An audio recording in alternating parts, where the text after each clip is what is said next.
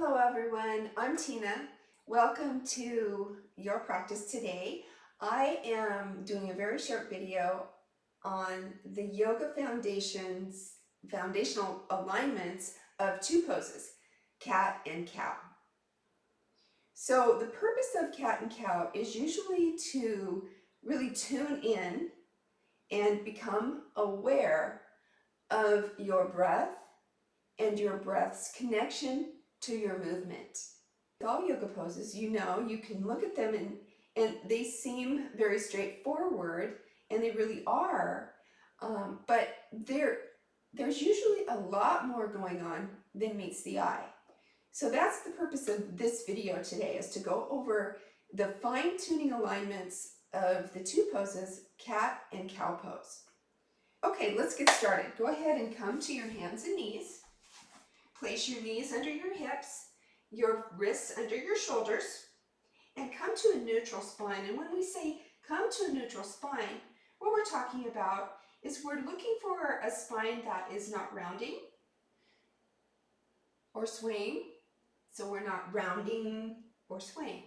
We are tucking the tailbone just enough to where our belly is in, and there's a long line of energy from the base, from our tailbone, all the way through the crown of our head. Gaze is usually down, and you're just hanging out here in your neutral spine. This is the beginning of our cat and cow.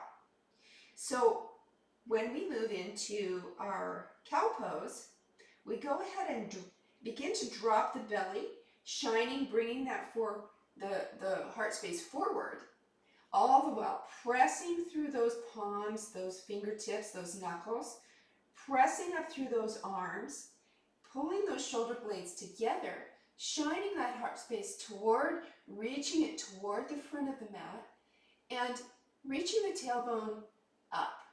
Now, how much you reach that tailbone up will depend on your body.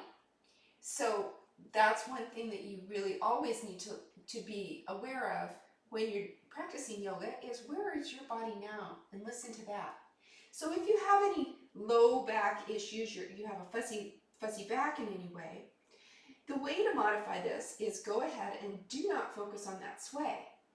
Keeping your lower spine more neutral. I mean, it can sway a tiny bit, but keep that belly pulling in and focus on pressing up through those arms, pulling those shoulder blades together, and reaching that heart space toward the front of the room while looking forward, breathing in.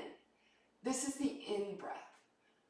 On the exhale, we'll move into cat pose by tucking the tailbone, pressing still up through those fingertips and those shoulders, pulling the belly in, doming that upper back, and letting the head fall heavy. Inhale, look forward, moving back into our cow pose. Heart shining forward. There's a lot going on. Pressing up through those arms, strengthening, finding the energy up through the mat, up through your arms, to your shoulder blades, which are pulling together. Heart space forward. Inhale and exhale. Tucking that tailbone down, pulling the belly in, rounding that upper back, and head hangs heavy. Let's do one more. Inhale, look forward, pressing through those arms, reaching those shoulder blades together, tailbone up. Exhale, tucking that tailbone, rounding that spine, pulling the belly in, hanging the head. Excellent. So the principle is, when we extend, as we are extending our heart forward, we are breathing in, we are inhaling. As we contract, we are exhaling. That is a general principle in yoga asana, but for cat and cow, especially, that's what we'll be doing. That's what we'll be focusing on when we're doing these poses. So if you have some wrist, you're saying, well, wait a minute, That looks great, but my wrists are not up for that. I have a wrist problem. There's a modification that you can do for that. You can either come down on your forearms and practice this. Inhale and exhale. Inhale, dropping the belly, heart shining forward. Exhale, rounding the spine. If your knees are an issue and you're feeling like this is not comfortable, knees are saying no, go ahead and fold up a blanket and kneel on a blanket. There you go. Inhale, drop the belly, look forward, heart space forward. Exhale, rounding down.